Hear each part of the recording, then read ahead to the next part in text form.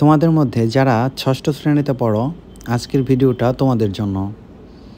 তোমাদের বইয়ের 5.2, 5.3 আজকে আমরা এই দুইটা বিষয় নিয়ে আলোচনা করব। 5.3তে অনামিকা এবং তার পরিবারের সম্পর্কে বলা হয়েছে। তোমরা যদি এই গল্পটা খুব ভালোভাবে পড়ো তাহলে পরের যে কোনো প্রশ্নের সমাধান তোমরা খুব সহজেই করতে পারবা। তার আগে চলো আমরা 5.2 দিয়ে শুরু করি। দেখো 5.2-এ কী লেখা আছে? Have you done any of this before? তার মানে এই যে নিচে দেখো বক্স আকারে অনেকগুলা ওয়ার্ড দেওয়া আছে বা সেন্টেন্স দেওয়া আছে। Ironing clothes, cleaning reading table, sweeping the floor. তো এই কাজগুলো এখানে বলা হয়েছে অনেকগুলো কাজের ব্যাপারে। তো তোমরা যদি এই কাজগুলোর একটাও করে থাকো নিজেরা, তাহলে যেই কাজগুলো তোমরা করছো কখনো সেইগুলোর পাশে টিক চিহ্ন দিবা।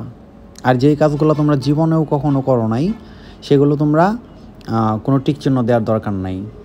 তাহলে দেখো চলো আমরা চেকলিস্টটা পড়ি। প্রথমে কি আছে? আয়রনিং ক্লথস, এটা মানে কি? এই যে দেখো, তোমরা কি কাউকে জামা কাপড় ইস্ত্রি করতে দেখো না? দেখা যায় জামা কাপড় যখন একটু অগোছালো বা একটু গোছ পড়ে যায় বা জামা কাপড় দেখতে সুন্দর লাগে না, তখন কিন্তু আমরা যখন ধুয়ে দেওয়ার পর আয়রন করি একদম পুরা ভালো লাগে। তো আয়রন মানে ওই যে ইস্ত্রি, হ্যাঁ ইস্ত্রি যে আমরা ডলি না, ইস্ত্রি দিয়ে যখন হচ্ছে আমরা একটা জামা কাপড়ের উপরে আমরা ইস্ত্রি করি বা আয়রন করি, ওই জিনিসটা। তোমরা যদি কখনো জীবনে এটা করে থাকো একবার নিজেরা, তাহলে অবশ্যই টিক চিহ্ন দিবা। তারপরে দেখো 2 নম্বরে কি আছে? Cleaning reading table. তোমরা কি কখনো পড়ার টেবিল নিজেরা পরিষ্কার করেছ? যদি কখনো করে থাকো তাহলে অবশ্যই টিক দিবা, আর যারা করো নাই তারা টিক দিবা না। তবে আমার বিশ্বাস তোমরা সবাই একবার হলেও তোমাদের নিজেদের পড়ার টেবিলটা পরিষ্কার করছো। তারপরে দেখো সুইপিং দ্য ফ্লোর। এখানে বলা হয়েছে তোমরা কি কখনো তোমাদের ঘরের মেঝে ঝাড়ু দিয়েছ? যদি কখনো তোমরা কেউ তোমাদের বাসার কোথাও না কোথাও ঝাড়ু দিয়ে থাকো তাহলে অবশ্যই এটা টিক দিবা। Making one's bed. কখনো কি কারো যখন আমরা ঘুমাইতে যাওয়ার আগে কি আমরা বালিশগুলা, তারপরে আমাদের বেডের চাদরগুলো একটু পরিষ্কার করি না? তো তোমরা কি কখনো কারোর জন্য এরকম বেডগুলো ঠিক করে দিয়েছো? যদি দিয়ে থাকো তাহলে অবশ্যই টিক দিবা। Carrying shopping bags. তোমরা কি কখনো ওই যে আমরা মার্কেট করি না, মার্কেট করার পর আমাদের ড্রেসগুলো কিসের মধ্যে দিয়ে দেয়? অবশ্যই একটা শপিং ব্যাগে। তোমরা কি সেই শপিং ব্যাগটা কখনো বহন করেছ? যদি করে থাকো অবশ্যই তোমরা টিক দিবা। আর যারা শপিং করার পর তাদের এই ব্যাগগুলো অন্য কাউকে দিয়ে বহন করাও, তারা অবশ্যই টিক দিবা না। নিজেরা যদি তোমরা বহন করে থাকো তাহলেই তোমরা শুধুমাত্র টিক দিবা। তারপরে দেখো taking care of pets and animals. তার মানে তোমরা কি কখনো কোনো পোষা প্রাণীদের যত্ন নিয়েছ? যেমন তোমাদের বাসায় বিড়াল থাকতে পারে বা অন্য যে কোনো পোষা প্রাণী আছে এবং তোমরা সেগুলোর যত্ন নিয়েছ। যদি কখনো নিয়ে থাকো তাহলে অবশ্যই টিক দেবা। তারপরেরটাই যাই, looking after your little brother and sister. তোমরা কি কখনো তোমাদের ছোট ভাই বা বোন তাদের যত্ন করেছো কিনা বা তাদেরকে দেখে শুনে রেখেছো কিনা? যদি কখনো রাখো, হতে পারে তোমরা তাকে কোলে নিয়ে ঘুম পাড়িয়ে দিয়েছো বা তার সাথে একটু খেলাধুলা করেছো, তাহলে অবশ্যই তোমরা টিক দিবা। Cleaning plates. তোমরা কি কখনো এই যে আমরা যে খাওয়ার পর যে আমাদের প্লেটে করে তো আমরা ভাত খাই, তাই না, বা অনেক কিছু খাই, তো এই প্লেটগুলা খাওয়ার পর তোমরা কি নিজেরা কখনো পরিষ্কার করেছো কিনা? যদি করে থাকো তাহলে অবশ্যই টিক দিবা। Clearing dining table. তোমরা কি কখনো ডাইনিং টেবিল পরিষ্কার করেছো? যদি কখনো করে থাকো তাহলে অবশ্যই টিক দিবা। Cooking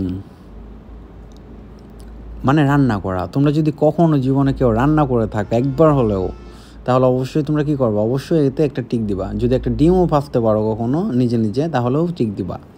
helping your brother sister with her study.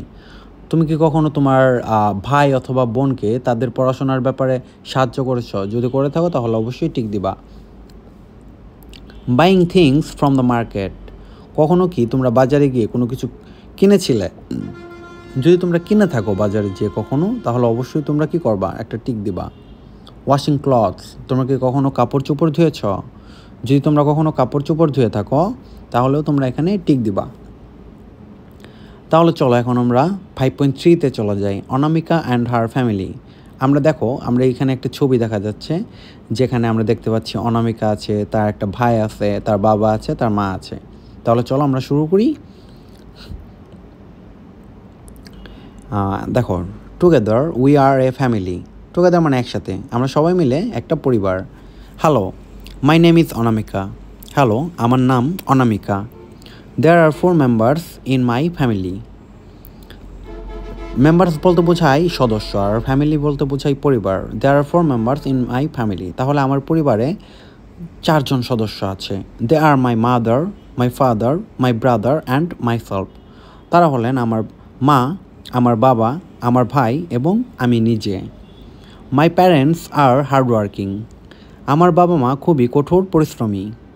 They wake up early in the morning. তারা খুব সকালে ঘুম থেকে ওঠে অ্যান্ড স্টার্ট ওয়ার্কিং, এবং তারা তাদের কাজ শুরু করে দেয়। They do the household chores together and help each আদার।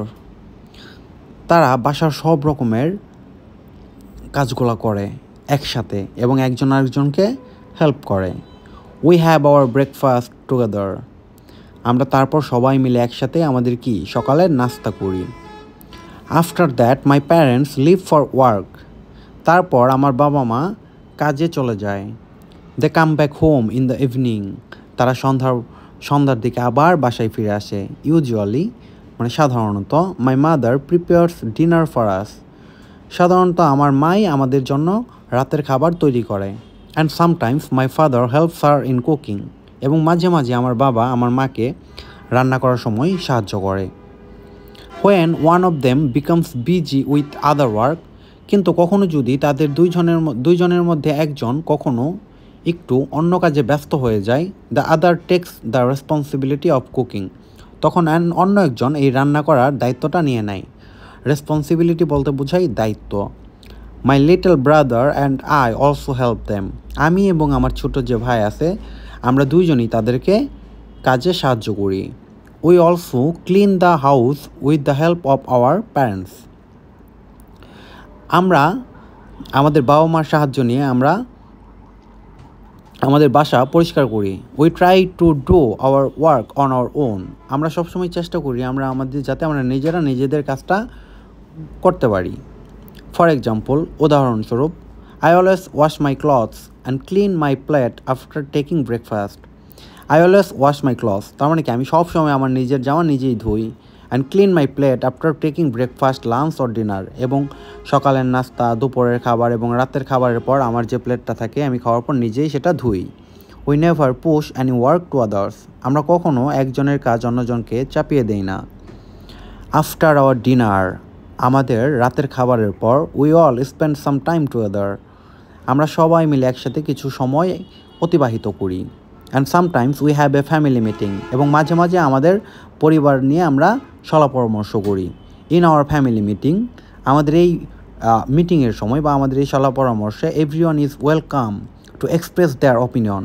এখানে আমরা প্রত্যেকের মতামত খুব ভালোভাবে দিতে পারি এবং সবাই সেই মতামতটা খুব ভালোভাবে গ্রহণ করে।